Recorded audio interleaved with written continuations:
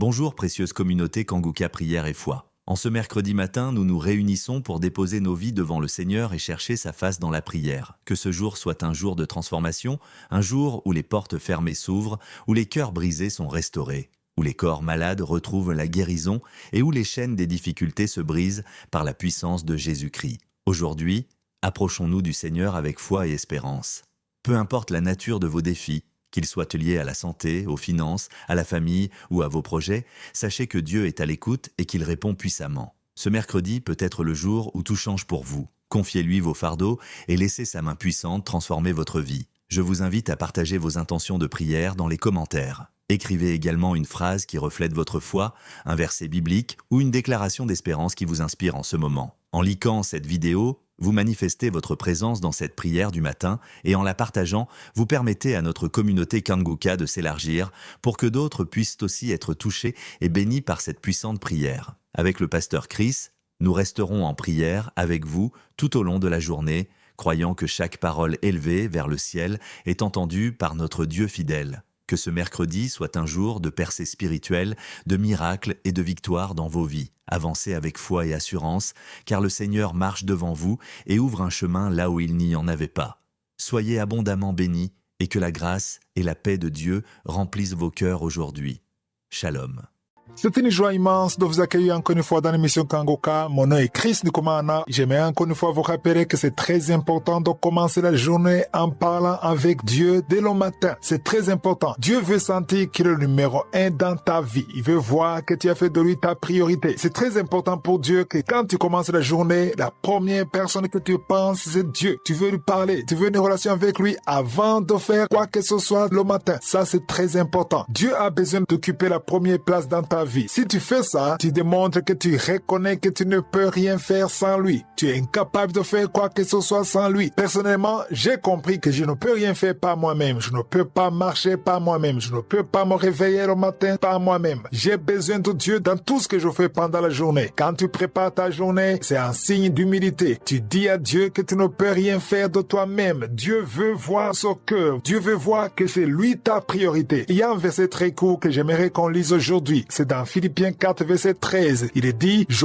puis tout par celui qui me fortifie. C'est Paul qui écrit aux Philippiens disant, je puis tout par celui qui me fortifie. Et ce matin, quand tu prépares la journée, j'aimerais que tu te prépares spirituellement et physiquement et mentalement pour que tu comprennes que tu ne peux rien faire sans Dieu. Tu ne peux pas respirer sans Dieu. Tu ne peux pas marcher sans Dieu. Tu ne peux pas travailler sans Dieu. Tu ne peux pas étudier sans Dieu. Tu ne peux rien faire sans Dieu. Tout ce que tu fais, c'est par la grâce de Dieu. Tu as une bonne santé parce que Dieu t'a donné la santé. Il ne faut pas penser que tu as la santé parce que tu as bien mangé. Si tu as bien mangé, c'est Dieu qui t'a donné la capacité de bien manger. C'est grâce à Dieu que tu peux manger ce que tu manges. Tu peux te dire que tu es intelligent. Mais d'où est-ce que tu as eu cette intelligence? C'est Dieu qui t'a donné l'intelligence. Tu n'as pas acheté l'intelligence. Tu t'es retrouvé intelligent. C'est Dieu qui t'a donné l'intelligence. Tu vas à l'école, tu trouves que tu es mieux que les autres. Mais c'est pas ta force. C'est parce qu'il y a quelque chose que Dieu a mis en toi. Tu peux te dire que tu as de la sagesse. Ou bien tu as lu beaucoup de livres et tu es instruit. Mais où est-ce que tu as eu tous ces livres? Tu n'as pas décidé de naître dans la famille où tu es né. Tu peux te dire, tu es d'une belle famille, vous êtes riche, tu viens de telle tribu. Tu n'as pas décidé quoi que ce soit. C'est Dieu qui a fait de toi ce que tu es. C'est important que le matin, tu sois conscient que tu dépends de Dieu dans tout ce que tu fais. Tu peux dire que tu es belle. La beauté que tu as, tu ne l'as pas achetée. Tu l'as reçue gratuitement. Quand tu es conscient que tu dépends de Dieu dans tout ce que tu fais, tu peux pas avoir de l'orgueil. Tu fais peut-être de bonnes actions en aidant les pauvres, en aidant les veuves, en soutenant l'œuvre de Dieu, mais tu fais tout ça par la grâce de Dieu. C'est Dieu qui a mis en toi le cœur généreux, qui veut partager. Tout ce que tu fais, c'est par la grâce de Dieu. Tu arrives à nourrir ta femme et tes enfants, ta famille, grâce à Dieu qui te fortifie. Tu étudies et tu réussis par la grâce de Dieu. Et ce matin, je veux que tu apprennes à préparer la journée avec humilité, tout en sachant que tu ne peux rien faire par toi-même. Le passage dit, je puis tout, et le mot tout est important car ça englobe tout. Ce qui est physique, ce qui est spirituel, tu peux tout par la grâce de Dieu. C'est la meilleure façon de préparer ta journée. Préparer ta journée en étant conscient que tout ce que tu vas faire, c'est par la grâce de Dieu. Tout ce que tu possèdes. Il y a des choses peut-être qui impressionnent les autres, mais c'est par la grâce de Dieu que tu as tout ça. Voilà la meilleure façon de préparer la journée. Quand tu prépares la journée, remercie Dieu qui t'a fortifié. C'est très important de reconnaître chaque fois que c'est par la grâce de Dieu que tu as ce que tu as et que tu fais ce que tu fais. Et quand tu seras conscient de ça, l'orgueil l'orgueil n'aura pas de place dans ton cœur. L'orgueil n'a pas de place. Quand tu reconnais que tu vis grâce à Dieu, ton cœur bat grâce à Dieu, tu respires grâce à Dieu, tu marches grâce à Dieu, tu as tout ce que tu as parce que Dieu te l'a donné. Tu n'as rien de toi-même. L'intelligence que tu as, la force que tu as, l'énergie que tu as, c'est la grâce de Dieu. Et chaque matin, quand tu pries, remercie Dieu parce qu'il t'a réveillé le matin. Remercie Dieu pour tout ce qu'il va faire le matin à travers toi. Remercie Dieu pour toutes les capacités que tu as. C'est ça la meilleure façon de préparer la journée. Les gens qui sont orgueilleux le sont parce qu'ils oublient qu'ils ont ce qu'ils ont parce qu'ils l'ont reçu de Dieu. Plus tu t'humilies, plus Dieu va t'élever, il va t'utiliser. Il peut t'utiliser à faire des miracles, à faire des choses impressionnantes. Et quand Dieu le fera, tu resteras toi-même et tu rendras grâce parce que tu reconnaîtras que c'est par la grâce de Dieu que tu es tout ce que tu es. Quand tu ne peux pas la journée, dis-le à Dieu de ta bouche en disant que tu peux tout par Dieu qui te fortifie et que tu ne peux rien faire par toi-même. C'est important de comprendre que dans chaque homme, il y a deux hommes. Il y a l'homme intérieur et l'homme extérieur. L'homme extérieur, c'est ce que vous voyez, c'est le corps physique. Tout ce que vous voyez avec vos yeux physiques, c'est l'homme extérieur. Mais la Bible parle de l'homme intérieur. Et chaque fois que tu manges, tu es en train de nourrir l'homme extérieur. Tu es en train de nourrir le corps physique. Quand tu manges, tu nourris le corps physique. Mais il faut savoir qu'il y a aussi le corps spirituel. Beaucoup de chrétiens nourrissent le corps physique, mais ne nourrissent pas le corps spirituel. Le corps spirituel est nourri à travers la parole et la prière. Deux choses, la parole et la prière. Si tu pries régulièrement et que tu manges la parole de Dieu, ça veut dire que tu écoutes la parole de Dieu, tu es en train de fortifier ton corps intérieur. Mais si tu nourris seulement le corps extérieur, le corps physique, ça dit que l'homme intérieur n'est pas nourri. C'est important de comprendre l'importance de l'homme intérieur. Si tu prépares la journée chaque matin, ça dit que chaque matin tu nourris l'homme intérieur. Il y a ceux qui mangent, qui prennent le petit déjeuner, qui se préparent, mais qui ne prient pas. Ça veut dire que l'homme intérieur est mort spirituellement. Lisons dans Ephésiens 3, verset 14-16. Le verset 14 dit, « À cause de cela, je fléchis les genoux devant le Père, duquel tire son nom toute famille dans les cieux et sur la terre, afin qu'il vous donne, selon la richesse de sa gloire, d'être puissamment fortifié par son esprit, E majuscule, ça dit l'esprit de Dieu, dans l'homme intérieur. » C'est la dernière partie. Être fortifié par son esprit dans l'homme intérieur. Donc c'est le Saint-Esprit qui fortifie l'homme intérieur. Comment est-ce que le Saint-Esprit va fortifier l'homme intérieur? Par la prière et la parole de Dieu. Quand tu écoutes la parole de Dieu, quand tu lis la parole de Dieu et surtout quand tu pries, tu fortifies l'homme intérieur. Aujourd'hui, j'aimerais vous encourager à prier tous les jours parce que quand tu pries tous les jours, tu fortifies ton homme intérieur. Souvenez-vous de Matthieu 26, verset 40 à 41. Quand Jésus est venu, il a trouvé que les disciples s'étaient endormis. Il a posé une question simple. Il a dit, ne pouvez-vous pas veiller avec moi pendant 1 heure? Veillez et priez, car la chair est faible, mais l'esprit est bien disposé. L'esprit est bien disposé, mais la chair est faible. Quand tu pries, tu fortifies ton homme intérieur à travers la prière. En peu de mots, si tu manges tous les jours, prie tous les jours. C'est important de prier tous les jours. C'est important de préparer la journée, parce que quand tu prépares la journée, tu fortifies ton homme intérieur, tu te prépares aux attaques de l'ennemi. Parce que tous les jours, il y a des attaques de l'ennemi. Et l'ennemi n'attaque pas seulement le corps physique. Il attaque premièrement le corps intérieur. S'il gagne ton homme intérieur, il gagne ta vie. Parce que si tu perds la force spirituelle, même si tu es fort physiquement, tu es fini parce que la force intérieure, c'est ça qui est plus important. Ce que je veux que vous compreniez, c'est que quand tu pries tous les jours, tu fortifies ton esprit, il y aura des tentations. Les tentations seront toujours là. C'est important de comprendre qu'il y a toujours des tentations. Les tentations seront toujours là, mais tu vas résister à ces tentations grâce à la prière quotidienne. Je sais qu'il y a beaucoup de tentations que j'évite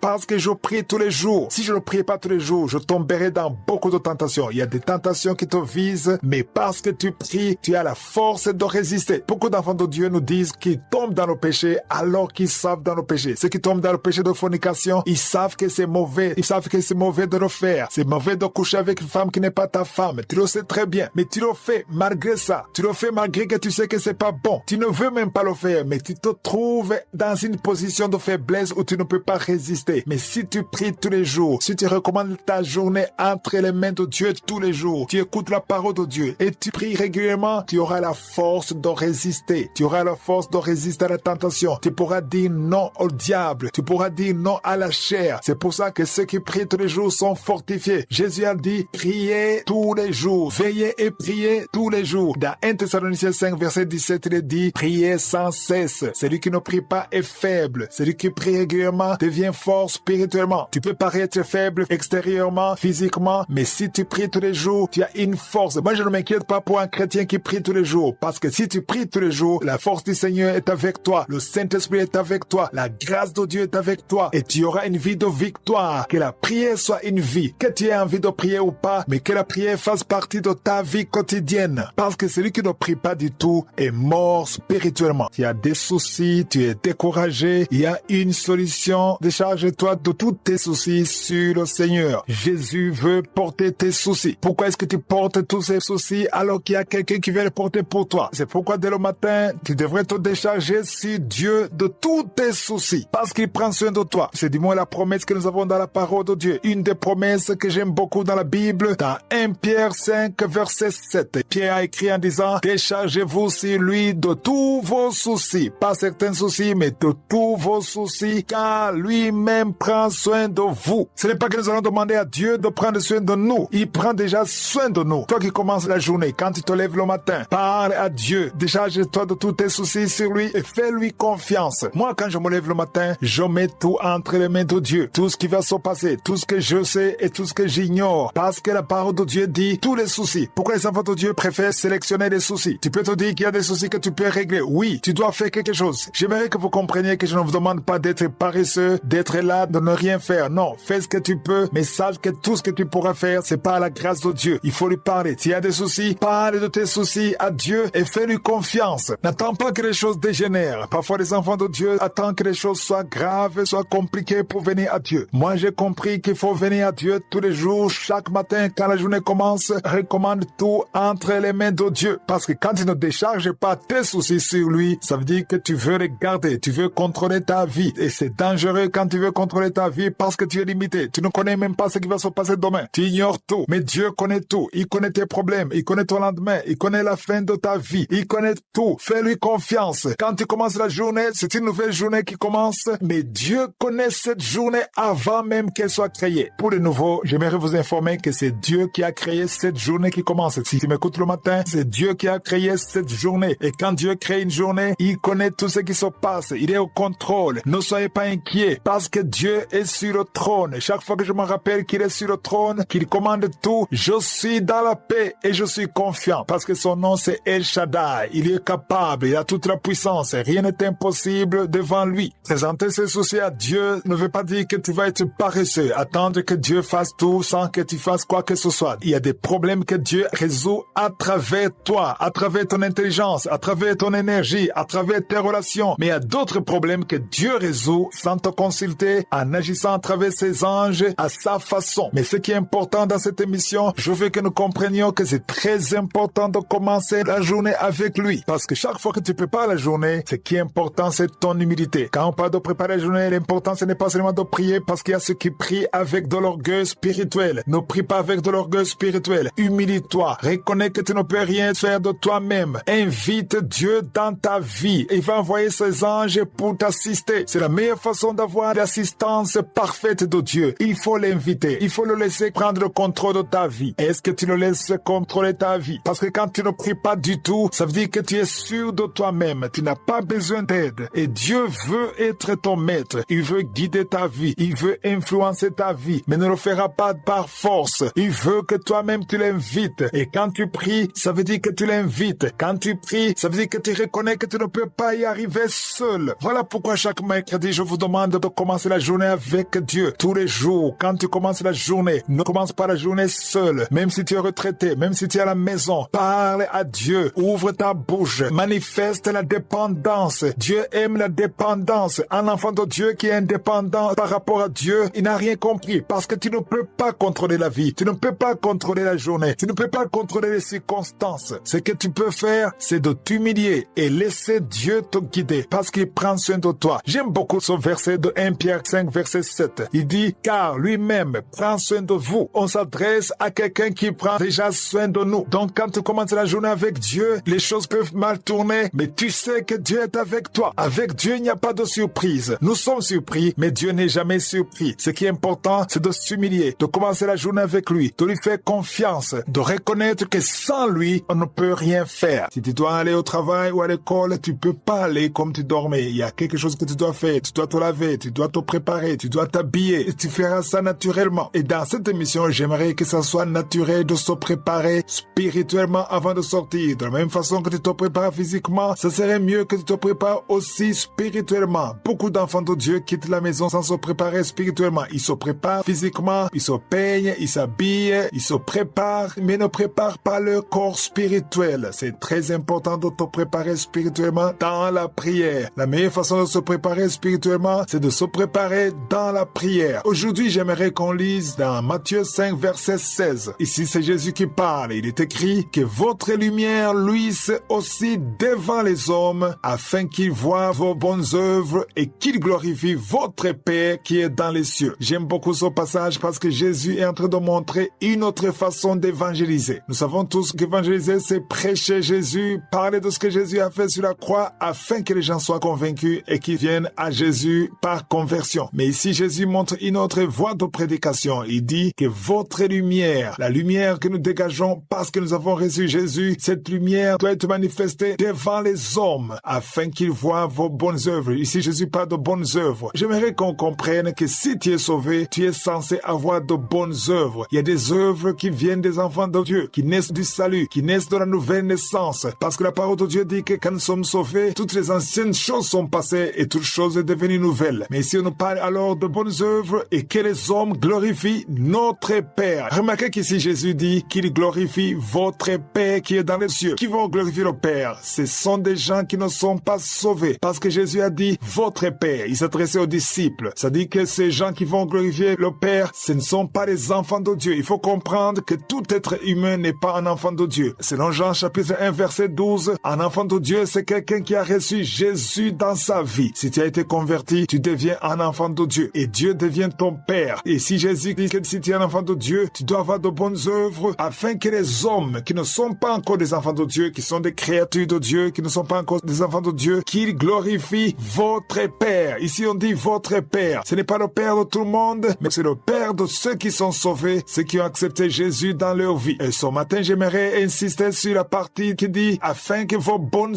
œuvres. Quelles sont les bonnes œuvres dont Jésus parle? Les bonnes œuvres, c'est toute action qui glorifie Dieu, toute action qui sauve quelqu'un. Nous devons comprendre qu'un enfant de Dieu doit donner quelque chose. Il faut une bonne œuvre. Quand on parle de bonne œuvre, beaucoup de gens croient qu'il faut monter les montagnes, il faut aller prêcher partout, mais ce n'est pas forcément ça. Même quand tu partages l'audio, tu es en train d'évangéliser. Quand tu fais quelque chose de bien à quelqu'un, tu fais une bonne œuvre. La bonne œuvre, c'est quelque chose qui est une bénédiction pour quelqu'un d'autre. Et j'aimerais qu'on comprenne que la bonne œuvre ne dépend pas de quelqu'un qui travaille. Même celui qui est à la retraite peut faire une bonne œuvre. Si tu es à la maison, il y a quelque chose que tu peux faire pour glorifier Dieu. Et je le dis souvent dans cette émission, chaque personne qui m'écoute peut faire quelque chose pour bénir quelqu'un. Chaque matin, quand tu prépares la journée, dis-toi que tu devrais bénir au moins une seule personne. Même si c'est juste une seule personne, il faut qu'il y ait quelqu'un que tu bénisses. Est-ce que tu as béni quelqu'un hier? Est-ce que tu as béni quelqu'un avant-hier? Un enfant de Dieu doit avoir cette nature de bénir les autres. Bénis quelqu'un, même les païens. Un païen, tu peux le bénir. Quand tu lui parles de Jésus, quand tu lui envoies une parole ou un audio d'évangélisation, tu le bénis. Quand tu témoignes ce que Jésus a fait pour toi, tu le bénis parce que tu le pousses à venir à Jésus. Tu peux te lever le matin, tu peux te demander un nom de quelqu'un et tu prends le téléphone, tu y envoies un message ou tu appelles ou tu exhortes. Tu connais quelqu'un qui a des difficultés, tu vas l'exhorter, tu vas l'encourager. Ça, c'est une bonne œuvre. Et en agissant ainsi, cette personne verra la gloire de Dieu, verra l'amour de Dieu en toi. C'est ce que Jésus a dit. Donc, quand tu prépares la journée, il faut pas seulement détruire les œuvres du diable, mais il faut aussi penser à faire quelque chose pour bénir quelqu'un. Que ce soit un chrétien ou un païen, fais quelque chose pour montrer l'amour et la générosité de Dieu. Il y a plein de choses que tu peux faire avec amour et qui peut pousser les gens à voir la gloire de Dieu et surtout la bonté de Dieu. Je connais quelqu'un qui pensait tout le temps à faire du bien. À un certain moment, il était chômeur, il n'avait pas de travail. Mais même s'il n'avait pas de travail, il ne restait pas à la maison. Il se levait, il visitait les hôpitaux, il visitait les malades, il les encourageait, il partageait la parole de Dieu et il priait pour eux. Et s'il y avait quelque chose, il partageait avec eux. Il avait vraiment impacté beaucoup de gens dans cet hôpital. Et tout le monde voyait en lui l'amour parce qu'il ne demandait rien, il n'exigeait rien, il ne te demandait pas de faire ceci ou cela, il partageait l'amour de Dieu. Et les gens étaient très étonnés de voir quelqu'un comme ça, un jeune homme qui visitait les malades alors qu'il n'attend rien en retour. Et beaucoup de gens se sont repentis parce qu'ils voyaient l'amour de Dieu. Chaque jour, tu devrais penser à faire quelque chose de bien. Le matin, quand tu te lèves, après avoir prié, pense à faire quelque chose pendant la journée. Pense à quelqu'un que tu peux bénir. Tu peux même appeler quelqu'un que tu connais qui a des difficultés, il a besoin d'être encouragé, il a besoin d'une parole d'encouragement. Appelle la personne et partage l'amour de Christ. J'ai constaté que les enfants de Dieu pensent rarement à faire de bonnes œuvres pour les autres. Chacun, dans son côté, il passe du temps à demander à Dieu pour être béni pour son compte et sans penser aux autres. Chaque matin, tu devrais demander s'il y a une personne que tu peux bénir. Demande à Dieu de te guider vers quelqu'un. Fais quelque chose pour ton collègue. Fais quelque chose pour ton ami à l'école. Fais quelque chose pour la gloire de Dieu. Il y a certaines personnes qui ont fait de bonnes œuvres dans le passé, mais aujourd'hui, ils sont découragés. Pourquoi? Parce qu'ils trouvent que les gens sont ingrats. C'est vrai que la plupart des gens sont ingrats. Ils ne sont pas reconnaissants. Mais si tu fais une bonne chose, n'attends pas quelque chose en retour. Fais-le pour la gloire de Dieu. Fais-le en pensant à Dieu. Parce que si tu veux vraiment la reconnaissance des gens, tu vas te décourager. Parce que beaucoup de gens sont ingrats. Mais chaque fois que tu fais le bien, fais-le en pensant au Seigneur. Aujourd'hui, j'aimerais vous partager une parole courte qui est dans 2 Thessaloniciens 3, verset 13. 2 Thessaloniciens chapitre 3, verset 13. Il dit, pour vous frères, ne vous lassez pas de faire le bien. Ici, quand on parle de frères, même les sœurs sont compris. Parce que dans la Bible, vous avez vu qu'on parle de frères tout le temps. Parce qu'à l'église, on écrivait aux frères. Mais quand on écrivait aux frères, même les sœurs sont concernées. Donc ici, on s'adresse à l'église, des enfants de Dieu. Ne vous lassez pas de faire le bien. Pourquoi est-ce qu'on les encourage de ne pas se lasser? Parce que parfois, on se lasse. Surtout quand on ne voit rien en retour. On fait le bien, mais les problèmes persistent. On fait le bien, il n'y a rien qui change. On fait le bien à quelqu'un et la personne n'est même pas reconnaissante. Mais la parole de Dieu nous encourage à ne pas nous lasser. Ne vous découragez pas. Persévérez. Faites le bien. Que le fait de faire le bien soit un mode de vie. Mais aujourd'hui, j'aimerais dire qu'à chaque fois que tu fais une bonne œuvre avec amour, il y a quelque chose qui est accompli dans le monde spirituel. Beaucoup de gens ignorent ça. Parce que quand on fait le bien, on s'attend à voir quelque chose physiquement avec les yeux physiques. On s'attend à une réaction de la part de la personne à qui on a aidé. Mais il faut comprendre que quand on fait le bien, un acte de faire le bien produit quelque chose spirituellement. Tu ne vois pas ça. Mais il y a un gain spirituel quelque part. Parce que Dieu est glorifié quand tu fais le bien. Les gens ne vont pas nécessairement rendre gloire à Dieu. Peut-être ils vont pas te remercier. Mais chaque fois que tu fais le bien, il y a une récolte dans le monde spirituel. Peut-être pas maintenant, mais tu le verras peut-être physiquement plus tard. Mais immédiatement, quand tu fais le bien, il y a un gain dans le monde spirituel. C'est vrai qu'il y a des fois des gens qui glorifient Dieu, qui rendent grâce à Dieu. Mais si tu fais une bonne œuvre dans le secret et que personne n'est au courant, sache que Dieu a vu ça. Dieu voit dans le secret et il est toujours glorifié. Et surtout quand tu le fais avec amour. Le passage dit que nous ne devons pas nous lasser de faire le bien. Donc quand tu fais le bien, toi qui fais le bien, continue de faire le bien. Toi qui ne fais rien, c'est le moment de faire le bien parce que si tu es un enfant de Dieu, Dieu s'attend à ce que tu fasses le bien. Et le matin, c'est mieux de se préparer à faire quelque chose pour quelqu'un. Il y a un autre passage que j'aimerais qu'on lise. C'est dans Colossiens chapitre 3, verset 23. Il est écrit, tout ce que vous faites, faites-le de bon cœur comme pour le Seigneur et non pour des hommes. Ça, c'est très fort. Il a dit, faites-le comme pour le Seigneur et non pour des hommes. Et surtout, on a dit, faites-le de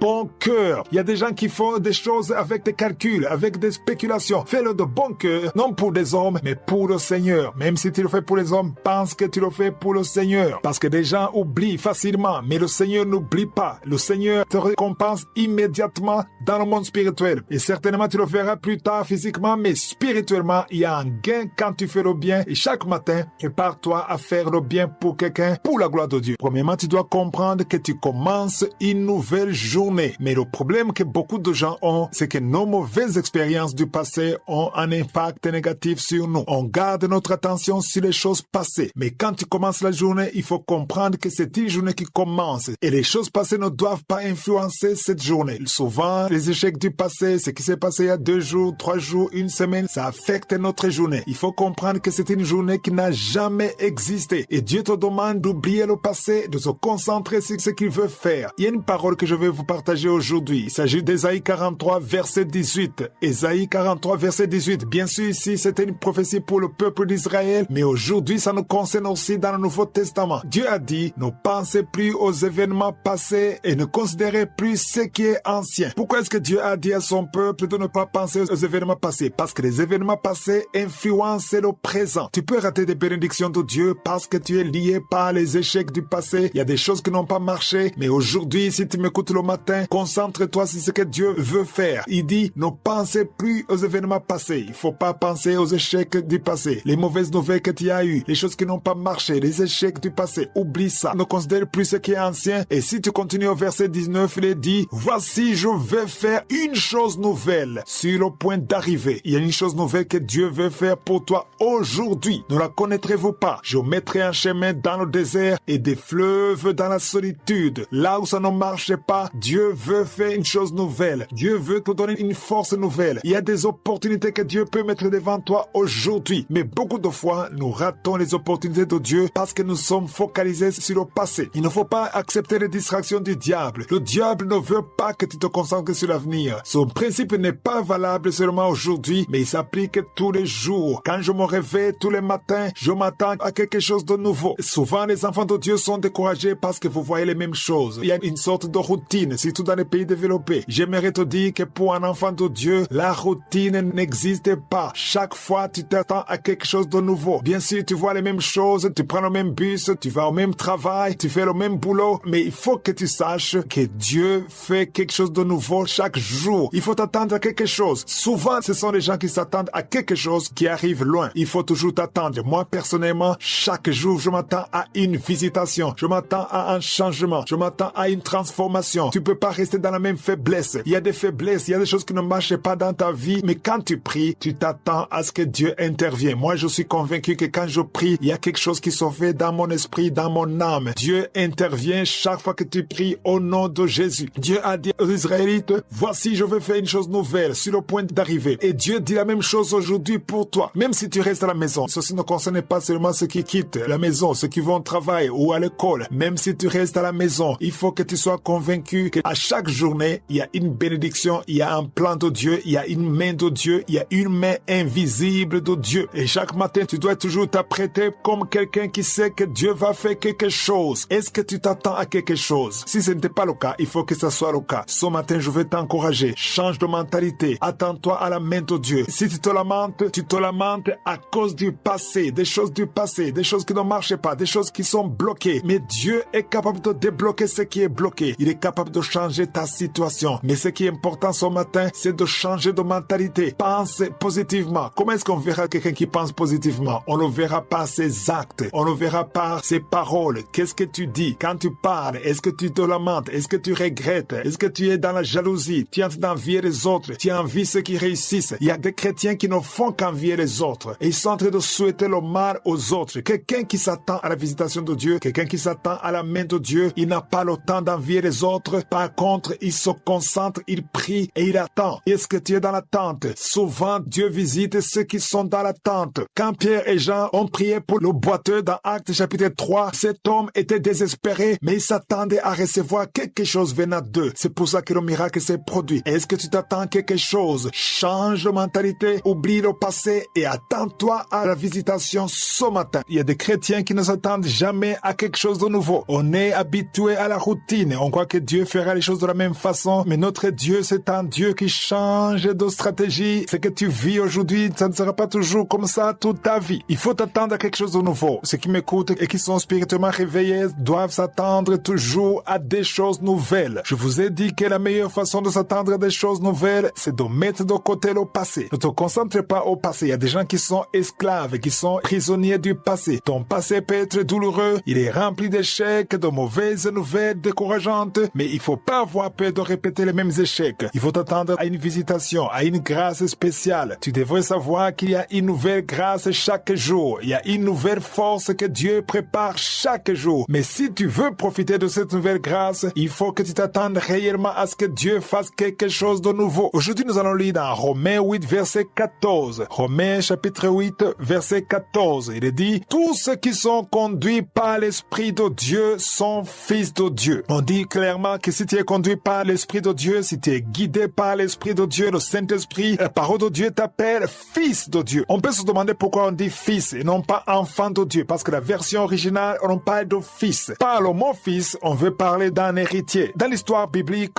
il n'y a que les fils qui héritent. En Israël, il n'y a que les fils fils qui héritent. Les filles n'héritent pas. Donc, toi qui es sauvé, si tu es une fille ou une femme, tu es concerné par ce verset parce que la parole de Dieu dit que dans le Seigneur, il n'y a ni homme ni femme. Donc, si tu es né de nouveau, si tu as accepté Jésus comme ton Seigneur et ton Sauveur, spirituellement parlant, tu es fils de Dieu. Donc, tu es héritier, même si tu es une femme ou une fille, tu es fils de Dieu. Tu es héritier de Dieu. Donc, ce verset te concerne. Si tu es conduit par le Saint-Esprit, tu es fils de Dieu. Donc, si tu es fils de Dieu, tu dois laisser le Saint-Esprit te conduire, te guider. Mais comment est-ce qu'il va te guider? Il parle dans ton cœur. Souvent, c'est une voix douce. Il t'inspire dans tes pensées. Tu as l'envie de faire quelque chose. Chaque fois que tu es prêt à faire quelque chose qui est contraire à la volonté de Dieu, le Saint-Esprit va te montrer que c'est pas bien. Il y a une voix douce. Il va te chuchoter dans ton cœur. Il va te dire c'est pas bien. Tu sens que la conscience te parle. Il y a beaucoup de choses que tu ne ferais pas si tu prenais le temps d'écouter la voix du Saint-Esprit. Beaucoup de chrétiens ne veulent pas écouter. Ils veulent juste suivre les prophètes, mais ne veulent pas écouter la voix du Saint-Esprit. Aujourd'hui, nous sommes dans le Nouveau Testament et nous sommes conduits par le Saint-Esprit. Il ne faut pas résister au Saint-Esprit. Quand le Saint-Esprit te dit de faire quelque chose et que tu ne le fais pas, tu sais que c'est mauvais, mais tu le fais quand même. Quand tu fais quelque chose qui est contre la parole de Dieu, tu résistes au Saint-Esprit et le Saint-Esprit est attristé. C'est ce qui est écrit dans Éphésiens 4, verset 30. Éphésiens 4, verset 30, il est écrit « N'attristez pas le Saint-Esprit de Dieu par lequel vous avez été scellés pour le jour de la rédemption. » Ici, on dit clairement que le Saint-Esprit peut être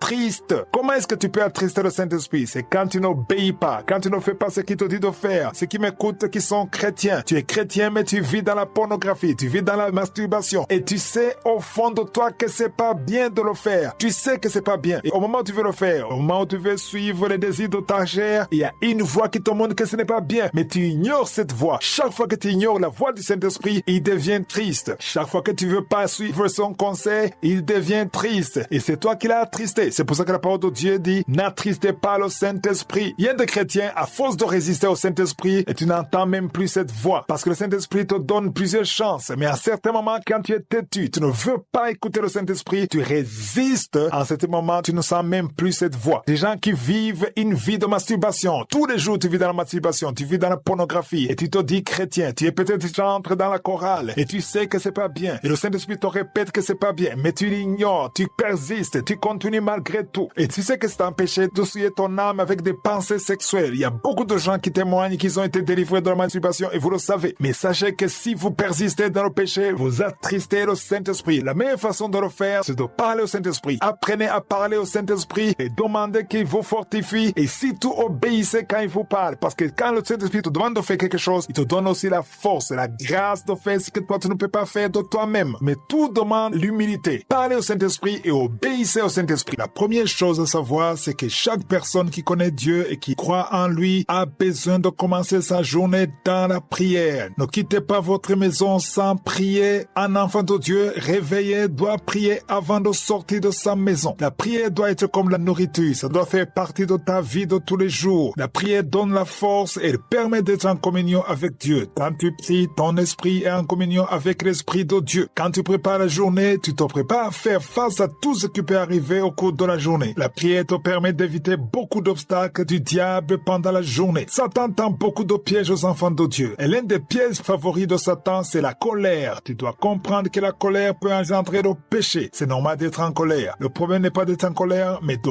garder la colère en toi. Aujourd'hui, nous allons lire dans Éphésiens 4, verset 26. Éphésiens chapitre 4, verset 26. Il dit, si vous vous mettez en colère, ne péchez point, que le soleil ne se couche pas sur votre colère. J'aimerais que ce matin on analyse ce passage. On dit deux choses, se mettre en colère et pécher. Deux choses. La première chose, c'est de ne pas vous mettre en colère. Et on dit, si vous vous mettez en colère, ne péchez point. Ça veut dire que se mettre en colère, ce n'est pas le péché en soi, mais si vous gardez la colère en vous, il y aura certainement un péché. La colère engendre toujours le péché si elle reste en toi. C'est-à-dire quand tu te mets en colère, ne gardez pas cette colère en toi. Ce verset dit que le soleil ne se couche pas sur votre colère. C'est-à-dire ne gardez pas cette colère en toi pendant toute la journée. Si tu gardes la colère en toi pendant toute la journée, tu dois forcément pécher. C'est bien de savoir que chaque fois que la colère vient, il faut chasser cette colère au nom de Jésus. Il faut changer de pensée. Il faut pas garder cette colère en toi. Parce que le passage dit au verset 27 que si vous gardez la colère en vous, vous donnez accès au diable. Au verset 27, il dit, et ne donnez pas accès au diable. Autrement dit, la colère ouvre la porte au diable. Ça ouvre la porte à Satan. C'est-à-dire que la stratégie de Satan, c'est de provoquer la colère en vous. Et si vous gardez la colère, il y aura des pensées négatives. C'est pour ça qu'il y a des gens qui font des actions incontrôlées. Et plus tard, ils regrettent. Ils se demandent comment est-ce que j'ai pu dire ça? Comment est-ce que j'ai pu faire ça? Comment j'ai fait cette action? Parce que tu as gardé la colère en toi. Donc, quand tu prépares la journée le matin, prie pour tes émotions. Prie pour les circonstances de la journée avant que ça arrive. Parce que parmi les pièges de Satan, on a vu qu'il y a la colère. La colère est très dangereuse. En soi, elle n'est pas dangereuse parce que quand elle vient, elle est petite. Mais quand tu la gardes en toi, elle grandit. Si tu te mets en colère, par exemple, à 8 heures du matin et que tu gardes cette colère en toi, si cette colère reste en toi jusqu'à 18 heures, elle sera pas la même. La colère aura grandi et il y aura des pensées négatives. Le diable sait profiter quand quelqu'un est en colère. Quand tu es en colère, tu deviens vulnérable. Tu as des pensées charnelles qui ne sont pas conformes à la parole de Dieu. C'est pour cela que quand tu prépares la journée le matin, il faut prier pour tes émotions. Il faut prier pour tes pensées. Il faut prier pour les circonstances qui vont arriver et demander au Saint-Esprit de te donner la sagesse et la force de résister à la colère parce que la colère est très dangereuse. Donc, préparer la journée, ce n'est pas seulement prier. Prier, c'est bien, mais il faut aussi préparer ton cœur à travers la prière. Quand tu pries, prépare ton cœur. L'une des choses pour laquelle tu devrais prier le matin, c'est ton tempérament, car Satan a toujours des plans contre toi que tu ignores. C'est important de montrer à Dieu toutes les personnes que tu vas rencontrer aujourd'hui. Si tu m'écoutes le matin, montre à Dieu toutes les personnes que tu vas rencontrer. Il y a ceux que tu connais et d'autres que tu ignores. Montre à Dieu tes collègues, tes amis, partout où tu vas aller. Demande à Dieu de te précéder. Dieu te précède. L'importance de préparer la journée, c'est que les anges te précèdent et préparent ton chemin. Si tu travailles quelque part, prie pour tes collègues, prie pour ton chef, prie pour ton patron, prie pour tes amis, les personnes que tu vas rencontrer. Prie pour eux. Parce que Satan sait comment provoquer des circonstances qui te mettent en colère. Et quand tu seras en colère, le diable sait comment t'infiltrer. Le verset 27 dit, ne donnez pas accès au diable. Au milieu d'une conversation, tu peux sentir qu'il y a la tension qui monte. Tu peux sentir que ça risque de se terminer mal. Et c'est pour ça que quand tu vois une conversation qui commence à créer des frustrations, sois sage et quitte la conversation. Sors de cette conversation. Protège ton cœur plus que tout. Plusieurs enfants de Dieu tombent dans le péché parce qu'ils ne voient pas le danger venir. Prépare ta journée,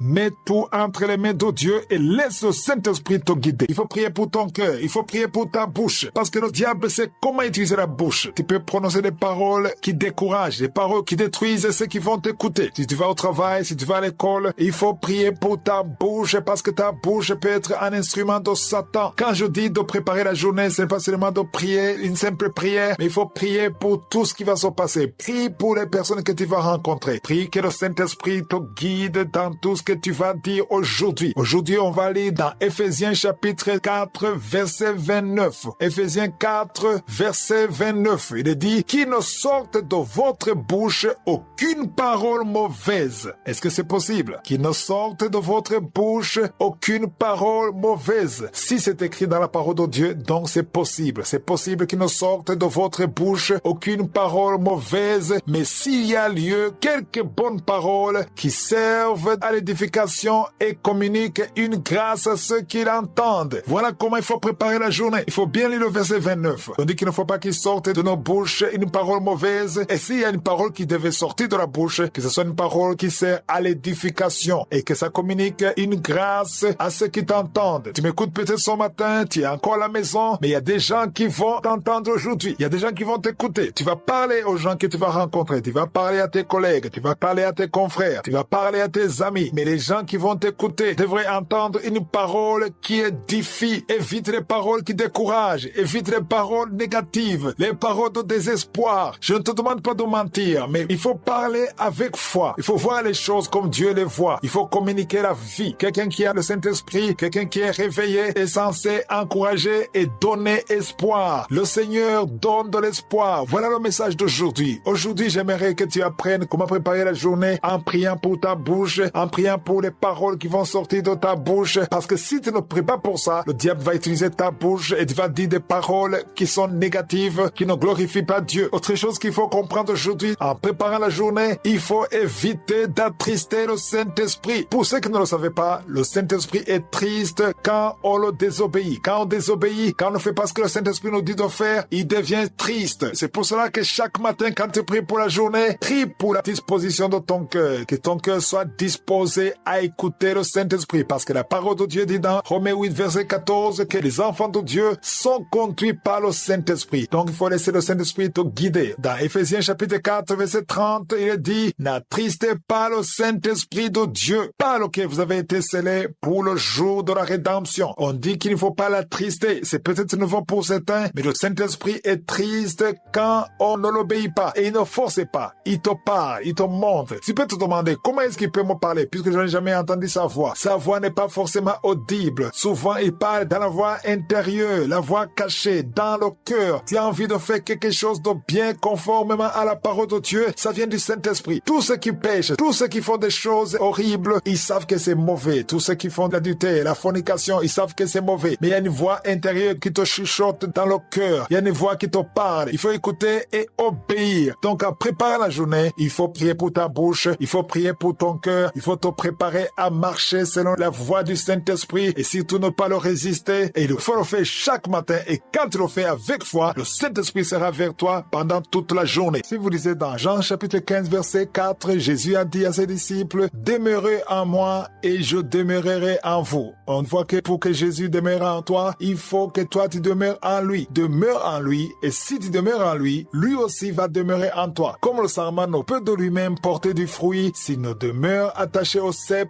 ainsi vous ne le pouvez non plus si vous ne demeurez en moi. Jésus est en train de donner un message très profond en disant que pour qu'il demeure en toi, il faut d'abord que tu demeures en lui. Il donne l'exemple d'un sarment. Le sarment, c'est comme une branche qui ne peut pas demeurer sur un arbre et porter du fruit s'il ne demeure pas attaché au cep. Par cep, on veut parler du tronc. Un arbre a un tronc, il y a des branches, il faut que la branche soit attachée au tronc qui est le cep, sinon il n'y aura pas de fruit. Pour demeurer dans le Seigneur, tu dois d'abord apprendre à commencer la journée avec lui. Tu ne peux pas demeurer avec quelqu'un si tu n'étais pas avec cette personne dès le début. Quand on demeure, on faut d'abord un début. Le début, c'est être avec la personne et puis tu restes avec la personne. Donc tu peux pas rester avec Dieu pendant toute la journée si tu n'as pas commencé la journée avec lui. Il faut commencer avec lui et rester avec lui, demeurer en lui. C'est ça le message de ce matin. Jésus a dit, demeurez en moi et je demeurerai en vous. Comme le sarment ne peut de lui-même porter du fruit s'il ne demeure attaché au cep, ainsi vous ne le pouvez non plus si vous ne demeurez en moi. Ces paroles de Jésus sont très importantes. Le sarment ou la branche ne peut pas produire du fruit de lui-même. C'est impossible. Il tire la vie de l'arbre et l'arbre a des racines. Donc si tu coupes la branche, il n'y aura pas de fruit. La branche sera sèche et ne peut pas porter du fruit. Jésus veut que nous portions du fruit parce qu'au verset 5, il dit, je suis le cep.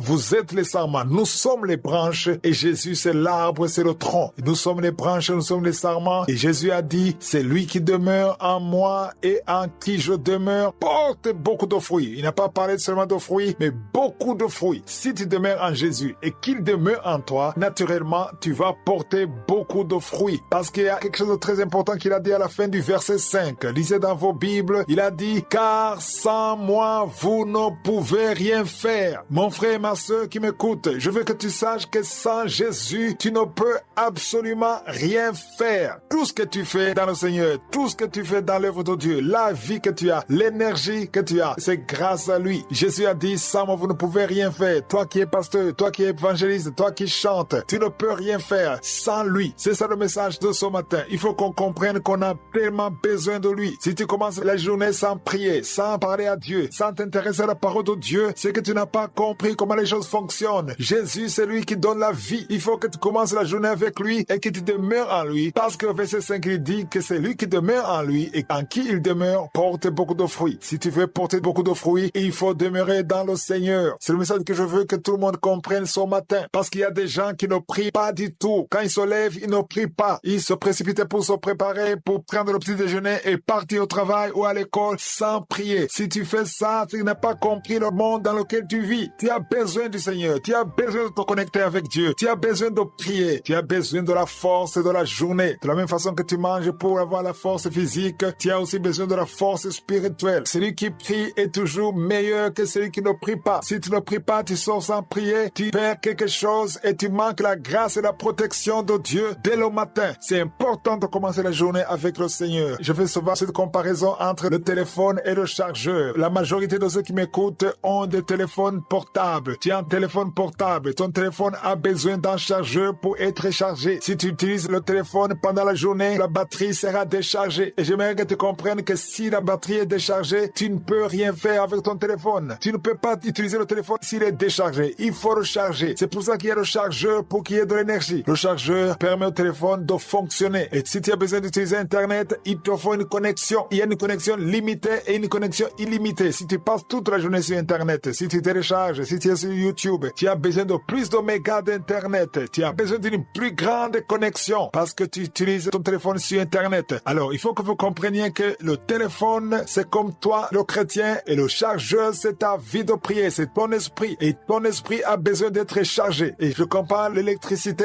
au Saint-Esprit parce que c'est le Saint-Esprit qui nous donne la force. Et sans le Saint-Esprit, tu ne peux rien faire. Et ton téléphone ne peut rien faire sans l'électricité. Même si l'électricité est disponible, si tu ne charges pas ton téléphone, ça ne sert à rien. L'électricité est là, mais ton téléphone est déchargé. Et aux chrétiens qui ne prient pas, le Saint-Esprit est là, mais si tu ne te connectes pas pour avoir de l'énergie, ça ne te sert à rien. Commencez la journée dans la prière pour bénéficier de la force du Seigneur, de la force du Saint-Esprit. C'est important que quand tu commences la journée, tu te connectes à Jésus avant tout. Parce que nous voyons dans Jean chapitre 15, verset 5, où il est écrit que sans moi, vous ne pouvez rien faire. C'est Jésus qui l'a dit. Au verset 4, nous avons vu où Jésus dit, demeurez en moi et je demeurerai en vous. C'est Jésus qui dit de demeurer en lui et que si nous demeurons en lui, lui aussi va demeurer en nous. C'est comme s'il y a une condition. Si tu veux que Jésus demeure en toi, il faut que toi d'abord tu demeures en lui. Il faut que tu te connectes en lui. Comme le sarment ne peut de lui-même porter du fruit, s'il ne demeure attaché au cep, ainsi vous ne le pouvez non plus si vous ne demeurez en moi. C'est Jésus qui le dit. Le cep, je vous ai dit que c'est comme le tronc d'un arbre. Il y a des branches. Nous sommes le sarment ou les branches. Une branche doit être attachée, connectée au tronc. Si tu n'es pas attaché au cep ou au tronc, tu n'as pas de vie. La vie vient de l'arbre, ça vient des racines. Si tu coupes la branche, elle est finie, elle est sèche, il n'y aura pas de fruit. Alors, au verset 5, Jésus dit, je suis le cep, vous êtes les sarments. C'est lui qui demeure en moi et en qui je demeure porte beaucoup de fruits, car sans moi, vous ne pouvez rien faire. Si vous avez la Bible en papier, vous pouvez souligner cette partie qui dit, sans moi, vous ne pouvez rien faire. Sans Jésus, tu ne peux rien faire. Toi qui te lèves le matin, qui prépare la journée, tu ne peux rien faire sans Jésus. Mais peu importe le don que tu as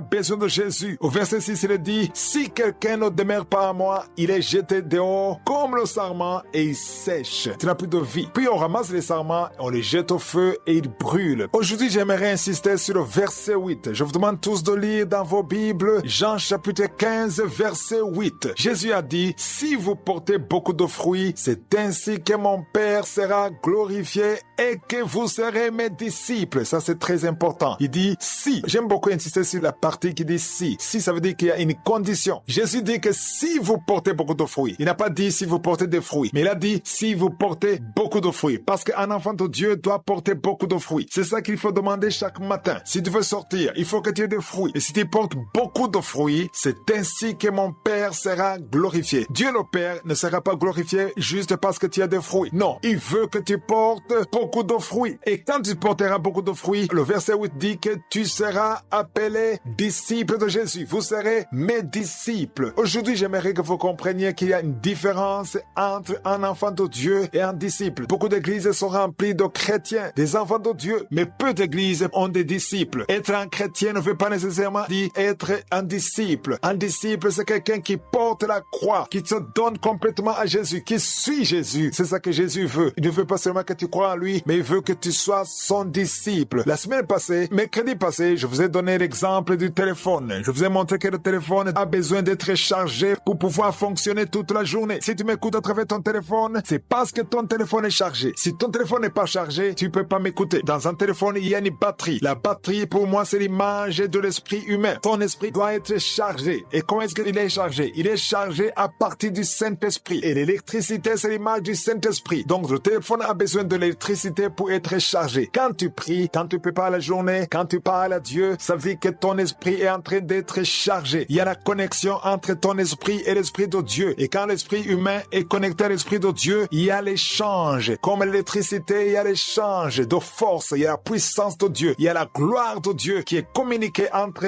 Dieu et son enfant. Donc, le téléphone doit être chargé tous les jours. Il faut que ça soit chargé. Parce que plus Dieu t'utilise, plus il faut que tu sois chargé. Est-ce que tu es chargé charger, mon frère et ma sœur. Chaque matin, tu dois te charger dans la prière. Quand tu pries, c'est ton esprit que tu es en train de charger. Et c'est important de le charger pour pouvoir porter des fruits. Il faut que tu sois le disciple de Jésus. C'est important que nous comprenions que Jésus veut que nous portions des fruits. Il y a des chrétiens qui sont là, qui ne portent pas de fruits. Il y a personne qui peut bénéficier de ce que Dieu t'a donné. Il y a personne qui peut être béni à travers toi. Et le royaume de Dieu ne gagne rien de toi. Tu es là pour consommer. Un chrétien n'est pas là seulement pour consommer. Un chrétien doit bénir les autres. Un chrétien doit être une bénédiction. Et pour pouvoir apporter du fruit, il faut que tu te connectes à Dieu chaque matin. Il faut que tu prépares tes journées dans la prière. Et il faut que tu le fasses tous les jours. Voilà donc le bienfait de préparer la journée tous les jours. Ton esprit grandit. Et si tu le fais tous les jours, tu ne peux pas rester la même personne. Il y a un passage que je veux partager avec vous. C'est dans Luc chapitre 22, verset 31 à 32. Luc chapitre 22, verset 31 à 32. C'est Jésus qui parle. Il dit, Simon, Simon, ici par Simon, comprenez que c'est Pierre. Il a dit, Simon, Simon, Satan vous a réclamé pour vous cribler comme le froment. Qui a réclamé qui? C'est le diable, c'est Satan qui a réclamé les disciples. Il n'a pas dit, Simon, Satan t'a réclamé. Il a dit, il vous a réclamé. Satan a réclamé les disciples. Il les a demandés à Dieu. C'est important de comprendre que chaque jour, Satan te réclame. Souvenez-vous de Job. Avant d'être attaqué par le diable, Satan a réclamé Job. Il a demandé la permission à Dieu. Chaque matin, le diable te réclame. Voilà pourquoi il faut prier tous les jours. Parce qu'avant même que tu te lèves, le diable te réclame. Si les gens comprenaient cela, personne ne quitterait sa maison sans prier. Je dis, si les gens comprenaient cela, personne ne quitterait sa maison sans prier. Parce que quand tu sais que pendant que tu dors, avant que tu te lèves, le diable te réclame. La meilleure façon de briser cette réclamation, c'est la prière. Satan a réclamé Pierre. Il a réclamé tous les disciples. Mais au verset 32, Jésus dit, mais j'ai prié pour toi. Tu vois, Satan a réclamé Pierre ou Simon et les disciples, mais Jésus a prié pour lui. Remarquez qu'il a dit, j'ai prié pour toi. Il n'a pas dit, j'ai prié pour vous. J'ai prié pour toi, afin que ta foi ne défaille point. C'est Pierre qui était le leader. C'était comme le pasteur. C'est pour ça qu'il faut prier pour les pasteurs. C'est pour ça qu'il faut prier pour les serviteurs de Dieu, ceux qui ont des responsabilités. Priez pour eux. Parce que si un pasteur est fort, reste dans la fermeté, ça va avoir un impact positif sur l'église. Il a dit, j'ai prié pour toi afin que ta foi ne défaille point. Et toi, quand tu seras converti, affermis tes frères. Donc les frères, ça dit Jean, Jacques, André, les autres, ils vont être affermis par la force de Pierre. Jésus a prié pour le leader. Il a prié pour Pierre. Et c'est la prière de Jésus qui a fait que Satan ne parvienne pas à le cribler comme le froment. Parce qu'il veut te cribler, il veut te craser, il veut te détruire. C'est ça sa mission. Égorger, voler, détruire. C'est ça sa mission. Il veut te détruire. Et il faut prier le matin. Ne quitte pas ta maison sans prier. Et quand est-ce que Jésus a prié? Nous savons que Jésus priait le matin. Parce que si vous lisez dans Marc chapitre 1 verset 35, il est dit vers le matin. C'est pas le matin, mais vers le matin. Le matin c'est 6 heures du matin. Mais c'est vers le matin pendant qu'il faisait encore très sombre. Pas seulement sombre, mais très sombre. Je suis en train de lire Marc chapitre 1 verset 35. Jésus se levait le matin quand il était encore noir, quand il faisait nuit, quand c'était sombre, très sombre. Et il se leva et sortit pour aller dans un lieu désert où il pria. D'autres versions disent, il se leva pour aller dans un lieu secret. Jésus se levait le matin pour prier. Et c'est pendant le matin qu'il a intercédé pour Pierre afin que Pierre soit fort pour pouvoir fortifier les autres. Toi qui m'écoutes ce matin, je t'encourage à imiter Jésus. Sois comme Jésus. Lève-toi très tôt le matin. N'attends pas que le soleil se lève alors que tu dors encore. Quelqu'un qui est réveillé se lève le matin parce qu'il sait que c'est pas la prière qu'il a la victoire. Satan te réclame tous les jours, toutes les nuits. Tu es réclamé. Et beaucoup d'enfants tombent dans le piège. Ils tombent dans le piège parce qu'ils ne prient pas. Quand tu ne pries pas, tu ne permets pas aux anges d'intervenir. Mais quand tu pries tous les jours, quand tu intercèdes tous les jours, ça veut dire que tu permets aux anges d'agir. C'est très important de comprendre que Dieu agit toujours à travers la prière et que nous sommes réclamés tous les jours. La foi, c'est quelque chose qui diminue ou qui peut augmenter volonté. Mais quand tu pries le matin, ça te donne la foi. Et surtout quand tu écoutes la parole, il faut comprendre que le secret de la prière est que quand tu pries, tout ce que Satan a réclamé contre toi s'efface. Le diable perd contrôle. Même si tu ne pries pas particulièrement pour une chose, le fait que tu es dans la prière, il y a une connexion entre ton esprit et l'esprit de Dieu. Il y a un déclenchement d'anges. Les anges sont en action quand tu es en train de prier. Et c'est important de comprendre que Satan n'a pas peur de toi. Satan n'a peur de personne. Que tu sois jeune ou adulte, riche, intelligent, que tu aies des diplômes. Satan n'a pas peur de ça. Il n'a pas peur de ton CV. Satan a peur d'une seule chose. Il a peur de Jésus. Il tremble devant Jésus. Il n'y a que Jésus qui lui fait peur. Jésus a dit qu'il avait prié pour Pierre afin que sa foi ne défaille point, afin qu'elle ne se termine pas, qu'elle ne s'épuise pas. La prière renouvelle la foi. Beaucoup de gens cessent de prier parce que leur foi a diminué. Si tu vois quelqu'un qui priait et qui ne prie plus, tu m'écoutes, tu n'as plus de vie de prière, ça veut dire que ta foi a diminué. Ce n'est pas la vie de prière qui a diminué, c'est ta foi qui a diminué. Donc je t'encourage de te relever. Ne quitte pas la maison sans prier parce qu'il y a des réclamations contre toi et ces réclamations sont détruites à travers la prière. Avant de quitter la maison, va devant le Seigneur, loue le Seigneur, parle-lui et en agissant ainsi, le Seigneur détruira toutes les réclamations et le Saint-Esprit te conduira dans la parfaite volonté de Dieu. C'est important que celui qui m'écoute sache que Satan nous réclame chaque matin, pas certains jours, mais chaque matin, Satan nous réclame. C'est important de le savoir. Il faut que nous soyons conscients que nous sommes réclamés tous les jours, parce que celui qui a compris qu'il est réclamé tous les jours, il ne peut pas sortir de la maison sans prier, parce que c'est la prière qui détruit les réclamations de Satan. Jésus a dit, j'ai prié pour toi, Pierre, pour que quand tu seras fort, tu vas affermir les autres. Tu as besoin d'être fort par la prière. C'est la prière qui te rend fort. C'est la prière qui détruit les plans de Satan. C'est la prière qui te garde dans le plan de Dieu. Il y a beaucoup de choses qui sont détruites à travers la prière matinale. Chaque fois que tu commence la journée avec la prière. C'est ça la sagesse. La victoire, normalement, est acquise le matin. Pas à la fin de la journée, le matin, parce que la victoire d'abord s'opère spirituellement et le reste va suivre. Tout ce que nous vivons à travers la journée, c'est physique, c'est ce que nous voyons. Mais la vraie victoire, c'est d'abord spirituellement. Si tu as la victoire spirituelle, tu auras la victoire physique. C'est ça le secret. Combattons spirituellement chaque matin avant de sortir de la maison et nous aurons la victoire le matin. Moi, j'aime quand je quitte la maison après avoir prié, j'ai l'assurance que j'ai la victoire spirituellement. Cela ne veut pas dire que je n'aurai pas de problème, mais aucun problème ne va m'intimider parce que je sais que j'ai déjà prié, je suis avec Dieu, j'ai tout confié entre les mains de Dieu. Aujourd'hui, nous allons nous appuyer sur Jean chapitre 10, verset 10. Le verset dit, le voleur ne vient, ici c'est Jésus qui parle, il a dit, le voleur ne vient que pour dérober, égorger et détruire. Trois choses, dérober, égorger et détruire. C'est ça sa mission. Ce qu'il ignorait, c'est ça la mission de Satan. Satan a une mission particulière pour toi. Il y a trois choses qu'il veut faire contre toi chaque journée. Il veut te dérober, c'est-à-dire il veut te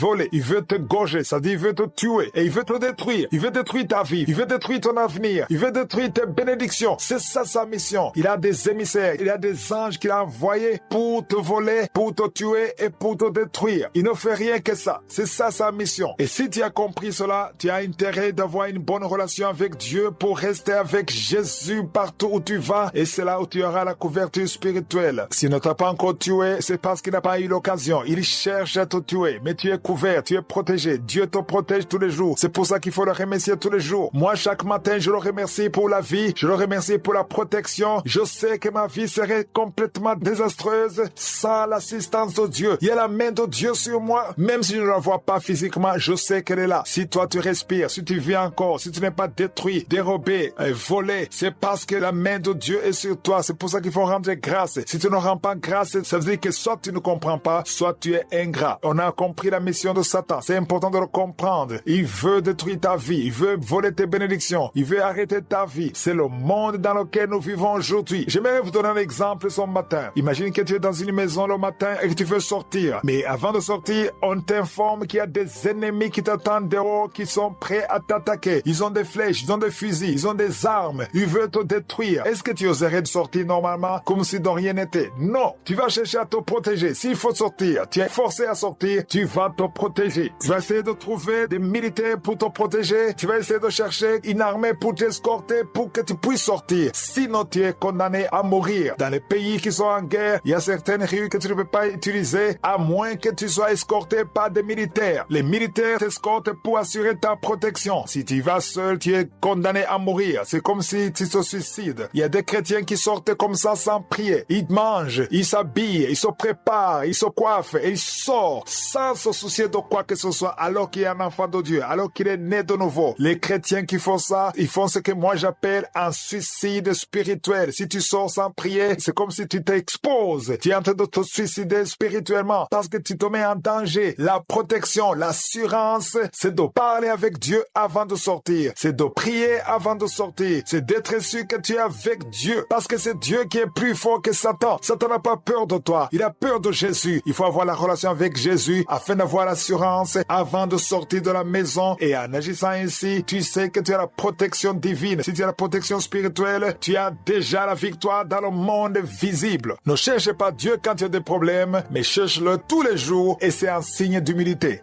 Pour que tu commences la journée avec Dieu, tu dois aussi avoir la révélation. Personne ne peut commencer la journée avec je suis sans avoir la révélation. C'est impossible. Si tu n'as pas la révélation, tu vas le faire une fois, deux fois, trois fois et tu vas te décourager. Mais celui qui a la révélation, il a compris qu'il ne peut pas sortir de la maison sans parler à Dieu. Aujourd'hui, nous allons lire dans Psaume 143, verset 8. Ici, c'est David qui parle. David avait vraiment la révélation de commencer la journée. C'est lui qui m'a le plus inspiré dans la Bible parce qu'il a bien compris que c'est très important de commencer la journée avec Dieu dans la prière. Au verset 8, il est écrit « Fais-moi dès le matin entendre ta bonté ». Voyez qu'ici on parle entendre. C'est comme si c'est quelque chose que tu entends avec les oreilles. Mais il ne s'agit pas d'un bruit physique. Mais c'est la foi, c'est la révélation. Il dit à Dieu « Fais-moi dès le matin ». Pourquoi dès le matin? Parce que c'est là où la journée commence. Beaucoup espèrent sentir les choses, voir les choses après être sortis de la maison. Non, c'est dès le matin. Quand tu es encore à la maison, quand tu n'es pas encore sorti, quand il n'y a aucun bruit, quand tout est calme. La plupart des gens dorment, peut-être quand tu te lèves, dans la rue, il n'y a pas de voiture, tu n'as pas encore rencontré quelqu'un qui t'insulte, qui te dit de mauvaises choses, il n'y a aucune tentation devant toi, tu es seul le matin, tu viens de te lever, mais il dit, fais-moi entendre ta bonté. Tu as besoin d'entendre la bonté de Dieu avant de sortir de la maison, avant de manger, avant de faire quoi que ce soit, parce que ça demande la foi et la révélation. Quand tu te lèves, il faut que tu aies la révélation, que tu commences la journée avec Dieu et surtout il faut comprendre qu'il y a des choses que le diable a déjà préparées contre toi mais que Dieu va déjouer en ta faveur. Et le verset continue en disant car je me confie en toi. C'est ça l'importance de commencer la journée. Il suffit pas de prier seulement, il faut te confier en Dieu. Fais-moi connaître le chemin où je dois marcher. Tu sais bien où tu vas. Tu connais le chemin qui mène à l'école ou au travail. Bien sûr tu sais où tu vas. Tu vas mettre l'adresse dans le GPS mais il faut demander à Dieu de te faire connaître le chemin. C'est lui qui connaît ce qu'il faut. Souvent, quand je prie le matin, je demande à Dieu de fermer les mauvaises portes. Là, même si j'ai des rendez-vous, je demande à Dieu de me guider, de ne pas me laisser aller là où lui ne veut pas que j'aille. Ici, David dit, je me confie en toi, fais-moi connaître le chemin où je dois marcher, car j'élève à toi mon âme. C'est important d'élever ton âme à Dieu. L'âme contient l'intelligence, contient les émotions, contient la pensée, ta pensée, ton intelligence, tout ce qui fait que tu sois qui tu es, élève-le à Dieu et confie tout entre ses mains, fais-lui confiance. C'est très important de commencer la journée dans la foi et dans la révélation. Ce verset est très profond parce que ça nous montre qu'on ne peut rien de nous-mêmes. Quand je sors le matin, je sais que je mets tout entre les mains de Dieu. Ici, il y a une chose sur laquelle je veux insister. Je veux que tu comprennes que la victoire s'obtient le matin. Je le dis très souvent et je le répéterai toujours. Je veux que vous compreniez que la victoire de la journée, on l'obtient le matin. Il y a ceux qui attendent de sortir pour voir comment ça va se passer afin de conclure à la fin de la journée. Mais quelqu'un qui a la révélation, il n'attend pas la fin de la journée, il n'attend pas de sortir de la maison. Il sait qu'il a bien commencé la journée parce qu'il a commencé avec Dieu. Quand tu commences avec Dieu, tu as bien commencé la journée. C'est ça qu'il faut retenir. Rendre grâce à Dieu le matin, c'est une décision que tu prends. Il y a ceux qui croient qu'ils rendent grâce parce que les choses marchent bien. Non, c'est toi qui décides. Tu décides de rendre grâce à Dieu,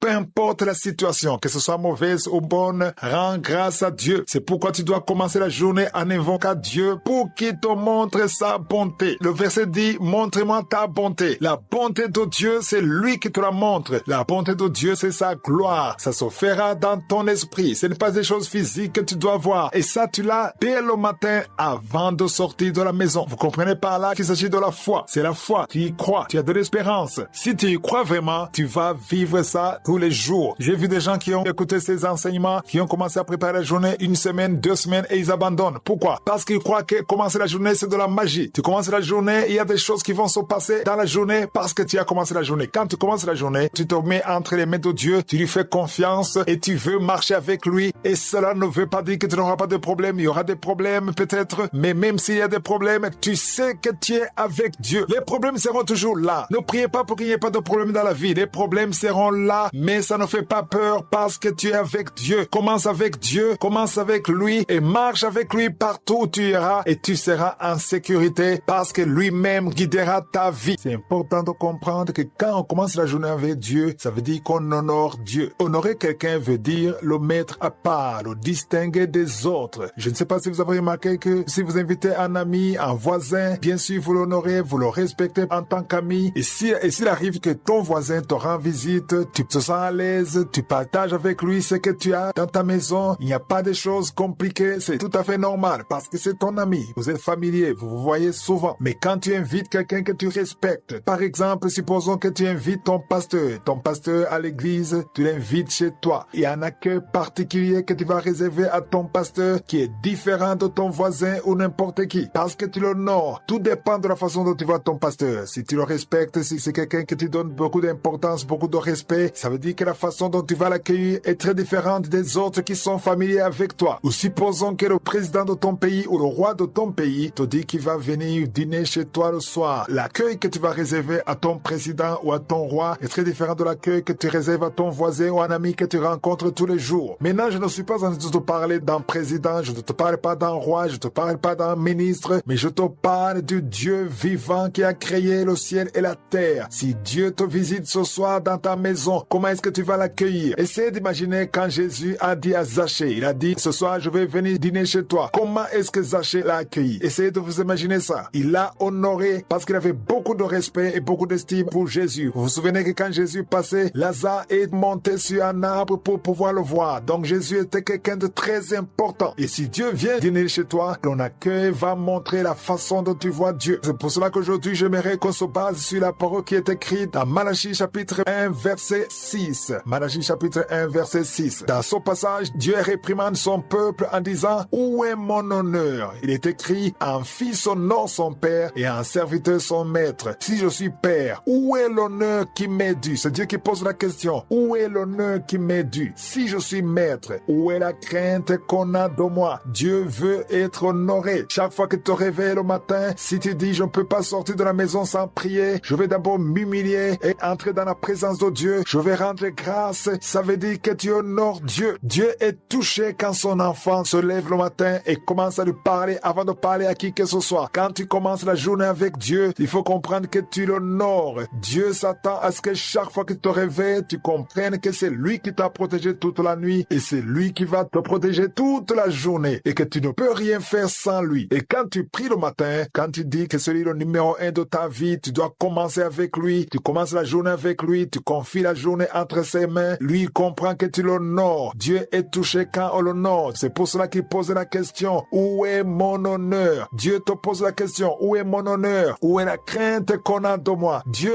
exige son honneur, Dieu exige de la crainte, Dieu exige du respect. Et quand tu te lèves le matin pour prier, ça veut dire que tu respectes Dieu. C'est une façon de démontrer ton respect, ta dépendance. C'est comme si tu lui disais, je ne peux rien faire aujourd'hui sans toi. Et c'est important que tu te lèves le matin avant de prendre le petit déjeuner, avant de faire quoi que ce soit, tu te mets à genoux, tu vas devant Dieu, tu dis, Seigneur, je suis là pour toi. Je veux commencer la journée avec toi. C'est important d'honorer Dieu. Chaque fois que je me lève le matin, même si tu n'as pas envie de prier, parce qu'il y a des fois où dans la chair, tu te sens fatigué ou bien tu n'as pas envie de prier, mais je sais que je ne peux pas sortir de la maison sans parler au Créateur, à mon Père. Je ne peux pas sortir de la maison. Je ne peux même pas oser le faire. Ça n'a pas de sens. Dieu qui t'a gardé toute la nuit, quand tu dormais, quand tu gonflé, c'est lui qui te gardait, c'est lui qui te protégeait. Il y avait des attaques, il y a des esprits tout autour de toi qui veulent te détruire, qui veulent détruire ta famille, qui veulent détruire ta vie. Mais il te garde, il te protège. Tu respires encore, tu vis encore grâce à lui et tu sors sans prier. Commence la journée avec Dieu. Ce qui est important, c'est de faire de sorte que chaque matin tu pries comme une vie normale. Prier devrait être ton style de vie. Prier devait faire partie de tes habitudes. Ça ne devrait pas être un problème. Il faut que ça soit naturel dans ta vie parce que ça demande de la discipline. Ne quitte donc jamais la maison sans prier. Laisse-le être ton maître et il va te guider toute la journée et il sera touché par l'honneur que tu lui donnes en commençant par lui le matin.